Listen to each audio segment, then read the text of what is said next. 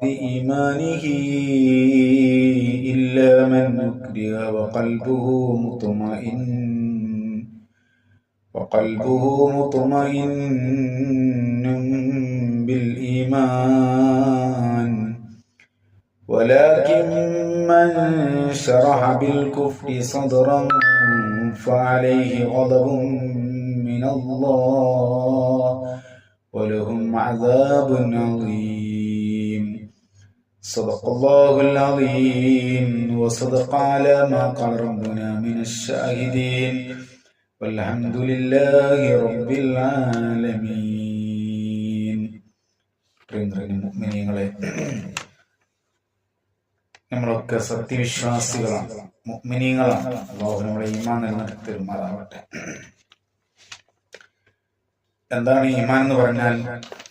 ഹബീബായ മുത്തുനബി സല്ലല്ലാഹു അലൈഹി വസല്ലമ തങ്ങൾ അള്ളാഹുവിൽ നിന്ന് കൊണ്ടുവന്ന എല്ലാ കാര്യങ്ങളെയും അംഗീകരിക്കുകയും അത് നാവുകൊണ്ട് വ്യക്തമാക്കി പറയുകയും ചെയ്തതിനാണ് ഈമാൻ എന്ന് പറയാം. തസ്ദീഖുൻ നബി സല്ലല്ലാഹു അലൈഹി വസല്ലം ബികുല്ലി മാ ജാഅ ബിഹി മിൻ ഇൻദില്ലാഹി സുബ്ഹാനഹു വ തആല മഅലൂമുൻ ബിദ്ദറൂറ വ ഇഖ്റാറുൻ ബില്ലിസാൻ. എല്ലാ കാര്യങ്ങളെയും അംഗീകരിക്കുക. അതിനെ അറിഞ്ഞാൽ പോരാ, അതിനെ അംഗീകരിക്കണം. ചില ആൾക്കാരൊക്കെ അറിഞ്ഞിരുന്നു, നിബിത്തങ്ങൾ അല്ലാഹുവിന്റെ റസൂലാണെന്ന് അറിയാം. യഅരിഫൂനഹു കമാ യഅരിഫൂന അബ്നാഅഹും. മക്കൾ അറിയുന്നത് പോലെ അതിനേക്കാളും നന്നായി അറിയാം, പക്ഷെ അവർ അംഗീകരിച്ചിട്ടില്ല. എന്നിട്ട് നാവ് കൊണ്ട് അത് മനസ്സിൽ ഉറപ്പിച്ച വിഷയം നാവ് കൊണ്ട് വ്യക്തമാക്കി പറയുകയും വേണം. അപ്പോഴാണ് മുഅ്മിനാവുക. എന്നാൽ അതെന്ത് വിശ്വാസാവട്ടെ, വിശ്വാസ കാര്യങ്ങളാവട്ടെ, ഇനി നിമിത്തങ്ങൾ കൊണ്ടുവന്ന കർമ്മശാസ്ത്രമായ കാര്യമാവട്ടെ, എന്താണെങ്കിലും അതൊക്കെ അംഗീകരിക്കണം. എന്നാൽ ഇതിനെതിരെ ആയിട്ട് ആരെങ്കിലും പ്രവർത്തിച്ചാൽ അവൻ ഇസ്ലാമിന്റെ ബൗണ്ടറിക്ക് പുറത്തു പോകും.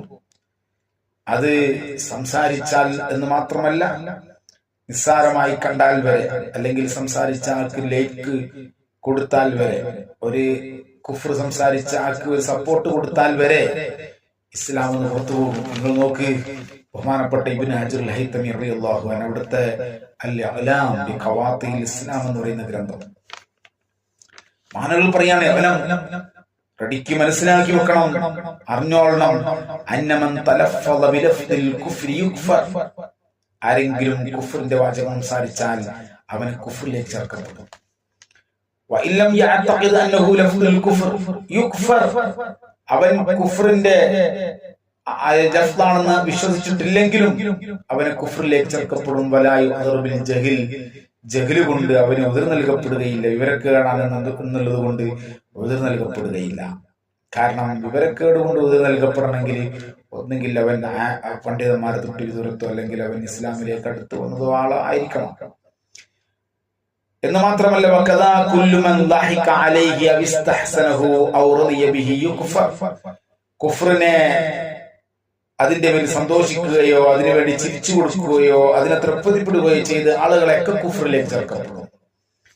എത്രത്തോളം വമൻ അതാ ബിലഫ്ദിൽ കുഫ്രി ഹബിത അമലുഹു മഅദല്ലാഹ്. കുഫ്റിന്റെ വാചകം ഒരാൾ ഉച്ചരിച്ചാൽ അവന്റെ അമലുകൾ വരെ പൊളിഞ്ഞു പോകും. അത്രയും ഗൗരവമാണ് കുഫ്ർ. അതുകൊണ്ട് നമ്മളെ ഉലമാവ്, നിങ്ങളാരും കുഫ്റിന്റെ വാചകങ്ങൾ സംസാരിക്കരുത്, എല്ലാവരുടെയും ഈമാൻ അവരവൻ സൂക്ഷിച്ചു കൊള്ളണം എന്ന് പണ്ഡിതന്മാർ പറഞ്ഞു. എന്നാൽ ഇതിനെ കളിയാക്കുകയാണ് ഇവിടെ സൂഫിസം ചമഞ്ഞുകൊണ്ട് ചില ആൾക്കാർ. മഹാനായ സീം വലിയുള്ളാഹിയുടെ പേരിലാണ് നടക്കുന്നത്, അതുപോലെ മറ്റുള്ള ആരിഫീങ്ങളുടെ പേരാ പറയുന്നത്. എന്നാൽ അവര് കാണിച്ച സൂക്ഷ്മതയോ പണ്ഡിതന്മാർ ഈ പറഞ്ഞ സൂക്ഷ്മതയോ ഒന്നും ഇല്ലാതെ പണ്ഡിതന്മാരെ നിസ്സാരപ്പെടുത്തുകയും പരിഹസിക്കുകയും ചെയ്യുക. എന്നിട്ട് ഇങ്ങനെ കുഫ്ർ പറഞ്ഞുപോയ ആളുകൾക്ക് അതിനെ ന്യായീകരിക്കുക, അല്ലെങ്കിൽ അതിനെ വെള്ളപൂശി കൊടുക്കുക. ചില സാധാരണക്കാരൊക്കെ അങ്ങനെ സംസാരിച്ചു പോയിട്ടുണ്ടെങ്കിൽ അവർക്ക് വിവരക്കേടാണെന്ന് വെച്ചിട്ട് ചില പഴുതുകളൊക്കെ നമുക്ക് കൊടുക്കാൻ വകുപ്പുണ്ട്. അവരതിനെ തൊട്ടേനി വിട്ടുനിൽക്കുകയും അള്ളാഹുവിനോട് പാപമോചനം ചെയ്യട്ടെ. കാരണം ഇനി അവർ ഇസ്ലാം എന്ന് പുറത്തല്ല എന്ന് വെച്ചാൽ തന്നെ അവർ ഇസ്തിഗ്ഫാർ ചെയ്യണം. കാരണം അവർ പറഞ്ഞ വാക്ക് അത് ഹറാമിന്റെ വാക്കാണ്. അതുകൊണ്ട് അവരതിൽ നിന്ന് വിട്ടു നിൽക്കണം. അത് അത്രയും ഗൗരവമുള്ള വിഷയമാണ്. അവരങ്ങനെ വിശ്വസിച്ചിട്ടില്ല എങ്കിൽ പോലും അവരെ കുഫ്റിലേക്ക് പണ്ഡിതന്മാർ ചേർത്തുന്നുണ്ട്. കാരണം മനുഷ്യൻ അറിയാതെ തന്നെ കുഫ്ർ എത്തിപ്പെടുന്ന ഭാഗങ്ങളാണ് അത് എന്ന് പണ്ഡിതന്മാർ വിശദീകരിച്ചിട്ടുണ്ട്.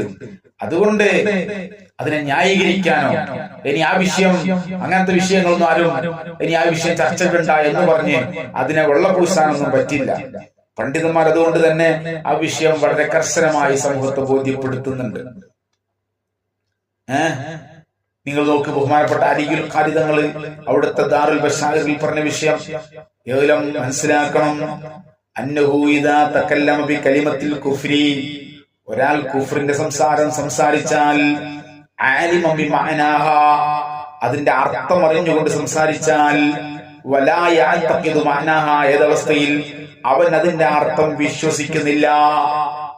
വിശ്വസിക്കാതെ അതിന്റെ അർത്ഥം അറിഞ്ഞുകൊണ്ട് ഒരാൾ സംസാരിച്ചാൽ ലാക്കിൻ സദറത്ത് അൻഹു മിൻ ഗൈരി ഇക്റാഹിൻ, പക്ഷേ അതുണ്ടായത് അവരിൽ നിന്ന് ഒരു നിർബന്ധിപ്പിക്കലും കൂടാതെ ഉണ്ടായതാണ്. ആരെങ്കിലും നിർബന്ധിപ്പിച്ചിട്ടുണ്ടായതാണെങ്കിൽ അത് സാരമില്ല എന്ന് ഖുർആൻ പറയുന്നുണ്ട്. ഖുർആൻ ആ വിഷയം ഉറപ്പെടുത്തുന്നുണ്ട്. വമൻ കഫറ ബില്ലാഹി മിൻ ബഅദി ഈമാനിഹി ഇല്ലാ മൻ ഉക്രിഹ വഖൽബുഹു മുത്മഇന്നും ബിൽ ഈമാൻ. ആരെങ്കിലും വളരെ കഠിനമായ പീഡനങ്ങൾക്ക് വിധേയമായിട്ട് അങ്ങനെ പറഞ്ഞു പോയാൽ അവന്റെ ഖൽബ് അത് ഈമാൻ കൊണ്ട് മുത്മഇന്നാണെങ്കിൽ അവൻ കാഫിറല്ല എന്ന് ഖുർആൻ പറയുന്നുണ്ട്. അങ്ങനെയല്ലാതെ ആരെങ്കിലും അങ്ങനെ പറഞ്ഞാൽ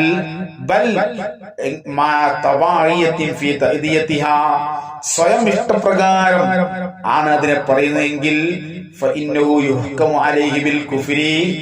അവനെ കുഫ്ർ കൊണ്ട് വിധിക്കപ്പെടുന്നതാണ്. ഇനിയോ അമ്മാ ഇദാ തകല്ലമ ബി കലിമത്തിൻ വലം യദ്രി അന്നഹാ കുഫ്റുൻ, കുഫ്റാണ് എന്ന് അറിയാതെ ഒരാൾ ഒരു വാക്ക് ഉച്ചരിച്ചാൽ ഖൈല എന്ന് പറഞ്ഞ സാധാരണക്കാരൊക്കെ എന്തെങ്കിലും പറഞ്ഞു പോയാൽ ഖൈല പറയപ്പെടും, ഖീലയുണ്ട് ലാ യുക്ഫറു, അവനെ കുഫ്റിലേക്ക് ചേർക്കപ്പെടണ്ട. ലിയുസ്നിഹി ബിൽ ജഹ്ലി, അവന് വിവരക്കേട് എന്നുള്ള ഉദർ കൊടുക്കാം. ബഹുമാനപ്പെട്ട അലിയുൽ ഖാരി തങ്ങൾ പറയുന്നു, അഖൂലു വൽ അദ്ഹർ അൽ അവ്വൽ, ഞാൻ പറയുന്നു ഏറ്റവും അദ്ഹറായത് ഏറ്റവും അസഹായി പ്രായമാകുന്നു, അതായത് കുഫ്റിലേക്ക് ചേർക്കപ്പെടും വിവരമില്ലെങ്കിലും ശരി എന്ന് ഞാൻ. എന്നാൽ ഈ ജഹ്ല് കൊണ്ട് ഉദർ നൽകപ്പെടുന്ന ആളാണെങ്കിൽ തന്നെയും ഇല്ലാ ഇദാ കാന മിൻ ഖിബലി മാ യുഅലു മിൻ അദ്ദീനി ബിൽ ദറൂറ, ദീനിൽ ബിൽ ദറൂറ നിലക്ക് അറിയപ്പെട്ട വിഷയം അല്ലെങ്കിലാണ് ഈ വിവരക്കേട് കൊണ്ട് ഉദർ നൽകപ്പെടുന്നത്. അങ്ങനെ ദീനിൽ ബിൽ ദറൂറക്ക് അറിയപ്പെട്ട വിഷയമാണെങ്കിലോ ഫഇന്നഹു ഹീനയിദിൻ യുക്ഫറു വലാ യുഅ്ദറു ബിൽ ജഹ്ലി, അവന് വിവരക്കേട് കൊണ്ട് ഉദർ നൽകപ്പെടുകയില്ല. അത്രയും ഗൗരവമായി പണ്ഡിതന്മാരെടുത്തു.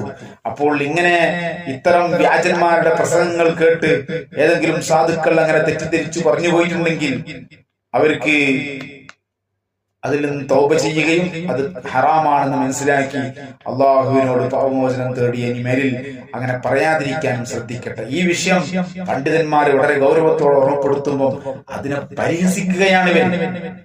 എന്നിട്ട് അതൊക്കെ വെള്ളപൂശി കൊടുക്കുകയാണ്, അതൊക്കെ വെളുപ്പിച്ചു കൊടുക്കുകയാണ്. കാരണം വെളുപ്പിച്ചാല് ഇവർക്ക് ഇവർ പറഞ്ഞു വെച്ച പല കുഫറുകളും വെളുപ്പിക്കാൻ കഴിയും. അതിനുവേണ്ടി വെളുപ്പിക്കാൻ നിങ്ങൾ ആ വെളുപ്പിക്കുന്നതെന്ന് കേൾക്ക്. ആദ്യം സുഹൃത്ത് അദ്ദേഹം തന്നെ അതിന്റെ വിശദീകരണവുമായി വന്നു. ഞങ്ങളുടെ നിലപാടൊക്കെ ഞാൻ പറഞ്ഞിട്ടുണ്ട്, അതിന് ശേഷം പറയാം. അദ്ദേഹം വന്നിട്ട് വിശദീകരിച്ചു, ഞാൻ ഉദ്ദേശിച്ചത് മടവൂർ പടച്ചോനാണ് എന്നല്ല, അങ്ങനെ ഉദ്ദേശിക്കുകയുമില്ല, മറിച്ച് അതൊരു ആലങ്കാരിക പ്രയോഗമാണ്. ഞാൻ അതുകൊണ്ട് ഉദ്ദേശിച്ചത് അള്ളാഹുവിന്റെ ആളായ പ്രത്യേക. അങ്ങനെ ആലങ്കാരിക പ്രയോഗമാണെങ്കിൽ വരെ കുഫ്റിലേക്ക് ചേർക്കപ്പെടുന്നതാണ്. ഇനി അങ്ങനെ കുഫ്റിലേക്ക് ചേർക്കപ്പെടുന്നില്ല, ഈ കീലൊക്കെ വെച്ചിട്ട് സാധാരണക്കാരനാണ്, നിസ്കാരത്തിന് ഷർത്ത് ഫർദ് വരെ അറിയാത്ത ഇത്തരം ആൾക്കാരുടെ എന്തെങ്കിലും ഒക്കെ കേട്ടുകൊണ്ട് അങ്ങനെ വിശ്വസിക്കുന്ന ആൾക്കാരാണ്. അങ്ങനെയാണെങ്കിൽ അവരതിൽ നിന്ന് വിട്ടുനിൽക്കുകയും അള്ളാഹുവിനോട് തൗബ ചെയ്യുകയും ചെയ്യട്ടെ. അത്രയും ഗൗരവമുള്ള വിഷയം. പക്ഷെ ഇവരതിനെ വെളുപ്പിച്ചു കൊടുക്കുക.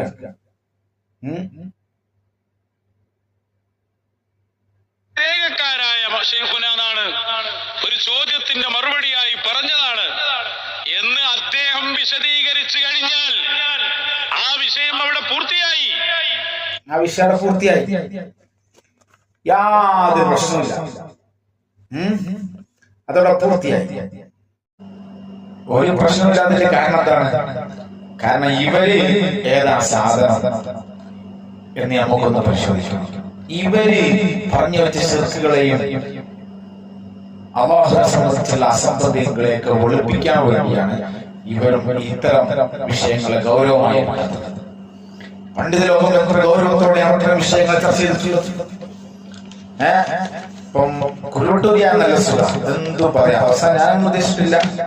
അത് ഞാൻ ആലങ്കാരികമായി ഉപയോഗിച്ചതാണ് എന്ന് പറഞ്ഞാൽ നല്ല സുഖമാണല്ലോ. പിന്നെ ആരും ചോദിക്കുന്നില്ല. ആ വിഷയത്തെ കുറിച്ച് സംസാരമില്ല. അതാണോ പണ്ഡിതന്മാർ ആ വിഷയത്തിന്റെ ഗൗരവം മനസ്സിലാക്കിയത്? ഞാനങ്ങനെ വിശ്വസിച്ചില്ല എന്ന് പറഞ്ഞാൽ കഴിഞ്ഞോ? ബഹുമാനപ്പെട്ട ആലോചനകളോട് ജനങ്ങളിൽ പറഞ്ഞ വിഷയം എന്താണ്?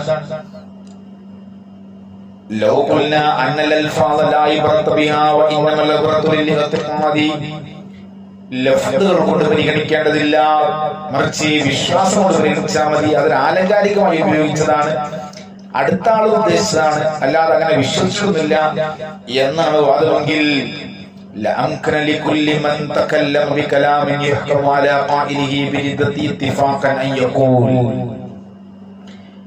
പണ്ഡിത ലോകത്തിന് അവിതർക്കിതമായിട്ട് ഇസ്ലാം എന്ന് ഔട്ടായി പോകുന്ന വിഷയമാണെന്ന് പറഞ്ഞ ഒരു വിഷയം ഒരാൾക്ക് സംസാരിക്കാം. എന്നിട്ട് അവന് പറയാലോ, നിങ്ങൾ എന്തിനാണ് പുറത്താക്കുന്നത് എന്ന് പറഞ്ഞിട്ട് ഞാനത് ആലങ്കാരികമായി ഉപയോഗിച്ചതാണ്. ഞാനല്ലെങ്കിൽ അത് അങ്ങനെ ഉദ്ദേശിച്ചില്ല, എങ്ങനെ ഉദ്ദേശിച്ചതാണ് എന്നിങ്ങനെ പറഞ്ഞ് അതിൽ അത് തടിസലാമത്താക്കാം. ആ പറഞ്ഞ വിഷയത്തിൽ അള്ളാഹുവിന്റെ കളിച്ചത്, എന്നാൽ ആ വിഷയം എത്ര ഗൗരവം, അത് ഹറാമല്ലേ, ഇസ്ലാം നിന്ന് പുറത്തു പോകുന്ന കാര്യമൊക്കെ. ഇനി ഇവരങ്ങനെ വിശ്വാസമല്ല എങ്കിൽ എന്ന് വെച്ചാൽ പോലും പറഞ്ഞത് കുറ്റമല്ലേ, തൗബ ചെയ്യട്ടെ. അങ്ങനെ തൗബയോട് ചെയ്യുന്നില്ല. വലാത്ത അവനിക്ക് ഒരാക്ഷേപവും. കാരണം ഇവിടെ വിശ്വാസത്തിനെയാണ് നോക്കുന്നത്, വാക്കുകൊണ്ടൊന്നും പ്രശ്നമില്ല. നമ്മളെ പണ്ഡിതന്മാർ അത് ഇത്രയും ഗൗരവമാക്കി പറയുന്നത് ഇത്തരം വ്യാജന്മാരായ ത്വരീഖത്തുകാർ അത്തരം വാദങ്ങളെയൊക്കെ നിസ്സാരവൽക്കരിക്കും. എന്നിട്ട് ബഹുമാനപ്പെട്ട ആലോചനകൾ പറയാണ്, ഇത് അങ്ങേയറ്റത്തെ നിരർത്ഥകമായ വാദമാണ്.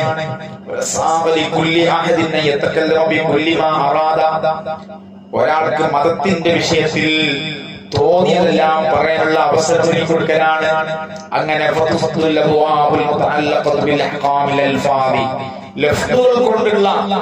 വിഷയങ്ങളുമായി തുടർന്നു വരുന്ന ഹുക്കുമകൾ, ആ ഹുക്കുമകളുടെ വാതിലുകൾ അടിച്ചു കളയാനാണ്. ഒരാൾ പറയാൻ എന്റെ ഭാര്യയോട് അതിനെ തലാക്കല്ലി, പിന്നെ പറയാൻ ഞാൻ ആലങ്കാരിക ഉപയോഗിച്ച എന്ന് പറഞ്ഞാൽ ഹുക്കുമോ? അതുകൊണ്ട് അത്തരം വിഷയങ്ങൾ ശ്രദ്ധിക്കണമെന്ന് പണ്ഡിതന്മാർ പറഞ്ഞപ്പോ അതിനെ പരിഹസിക്കുകയും അതിനെ കുറ്റപ്പെടുത്തുകയും അതിനില്ലാത്ത ആശയങ്ങൾ വെച്ചുകൊണ്ട് അതിനെ ഗണ്ണിക്കുകയും ചെയ്യുന്ന ഇത്തരം കള്ളത്തരീക്കത്തുകാർ, ഇവർ ശരീഅത്തുണ്ടോ ഇവരുടെ തരീഖത്ത്. وطريقة أخذ بأعوتك الورد كأزيمة ورياضة متبتلا. ത്വരീഖത്ത് എന്ന് പറയുന്നത് എന്താണ്? അത് അല്ലാഹുവിലേക്കുള്ള ഏറ്റവും സൂക്ഷ്മമായ റൂട്ടാകുന്നു. അത് അഹ്വത്തായ മാർഗം സ്വീകരിക്കലാണ്, അസ്ലഹായ മാർഗം സ്വീകരിച്ചുകൊണ്ടുള്ള നീക്കാണ്. അതുകൊണ്ട് തന്നെ ത്വരീഖത്തിലുള്ള ജീവിതം അത് സൂക്ഷ്മതയോടെയുള്ള ജീവിതമാണ് കേട്ടോ. എല്ലാ വിഷയത്തിലും വറവ് വേണം, പറയുന്ന സംസാരത്തിൽ വറവ് വേണം, ചിന്തിക്കുന്ന ചിന്തയിൽ വറവ് വേണം. അവന്റെ നടത്തത്തിലും ഇരുത്തത്തിലും അനക്കത്തിലും ചലനത്തിലും നിസ്സലനത്തിലും എല്ലാം അവരവരായിരിക്കും.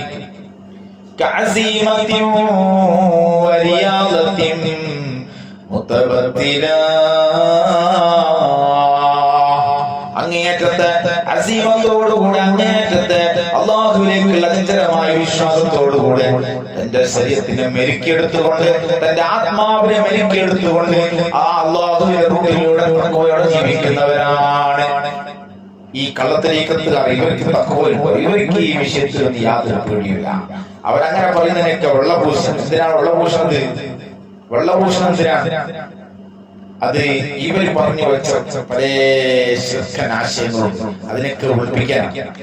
അപ്പൊ എന്തൊക്കെയാ നമുക്ക് നോക്കാം. എന്നിട്ട് ജനങ്ങൾ തീരുമാനിക്കട്ടെ ഇവിടെ സാധനം, ഇവ ഏതാ സാധനം എന്ന് ജനങ്ങൾ തീരുമാനിക്കട്ടെ. അത്രയും കഠിനമായ ശിർക്ക് അള്ളാഹു ആകട്ടെ. ശിർക്കിന്റെ വാചകങ്ങളൊന്നും കേൾക്കി നിങ്ങൾ. അള്ളയും അള്ളാഹു താല അവന്റെ ദാത്തിയായ കഴിവ് എന്നുവെച്ചാൽ ഹഖീഖത്ത് നിലക്കുള്ള കഴിവിനെ സൃഷ്ടികൾ കൊടുക്കും. ആ ഭാഗം കേട്ടുള്ളൂ. അവർക്ക് അധികാരം നൽകി. അവരാണിവിടെ ലോകത്തിന്റെ തദ്ബീർ അള്ളാഹു അധികാരം നൽകി നിയന്ത്രിക്കുന്നവർ എന്ന് പറഞ്ഞാൽ അതൊരു ആലങ്കാരിക പ്രയോഗമല്ല, മജാസിയായ പ്രയോഗവും അല്ല. യഥാർത്ഥത്തിൽ തന്നെ ഇവിടെ നിയന്ത്രിക്കുന്നതും അപ്പൊ യഥാർത്ഥത്തിൽ ഹഖീഖത്ത് നിലക്ക് അത് അള്ളാഹുവിന്റെ നഫ്സിൽ ദാത്തിൽ ഖായിമായ സിഫത്താണ്. അതെങ്ങനെ മൗലവി സൃഷ്ടികൾ കൊടുക്കുക? അള്ളാഹുവിന്റെ ആ സിഫത്ത് അവനിൽ നിന്നും ഇൻഫിക്കാക്കി ചെയ്യോ? അത് ശിർക്കല്ലേ? അത് നമ്മൾ പിടികൂടിയപ്പോ ഇയാൾ അതിനെ തിരുത്തുന്നുണ്ട്. ആ തിരുത്തി ഭാഗങ്ങൾക്ക് നിങ്ങൾ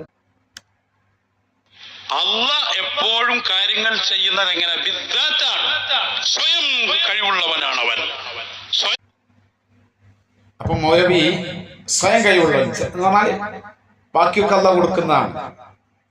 അതന്നല്ല മൗലവി മജാസിയായ കഴിവെന്നോ അല്ലെങ്കിൽ ആലങ്കാരികമായ പ്രയോഗമാണെന്നൊക്കെ അള്ളാഹു അല്ലേ കൊടുക്കുന്നത്. അപ്പൊ ആദ്യം പറഞ്ഞ അള്ളാഹു താല കൊടുക്കുന്നത് അവന്റെ ഹഖീഖത്ത് നിലക്കുള്ള കഴിവാണ്. അത് പിടികൂടിയപ്പോൾ അയാൾ പറയാണ് അള്ളാഹു കൊടുക്കുന്നത്, അള്ളാഹു താല കൊടുക്കുന്നത് അവൻ കൊടുക്കുന്ന കഴിവാണ്. മറ്റുള്ളത് അവന്റെ കഴിവ് അവനുള്ള കഴിവാണ്, ദാത്തിയായ കഴിവാണ്. ഇങ്ങനെ ഇത് കള്ളന്മാരുടെ സ്വഭാവമല്ല. ദജാലൂന കദ്ദാബൂന.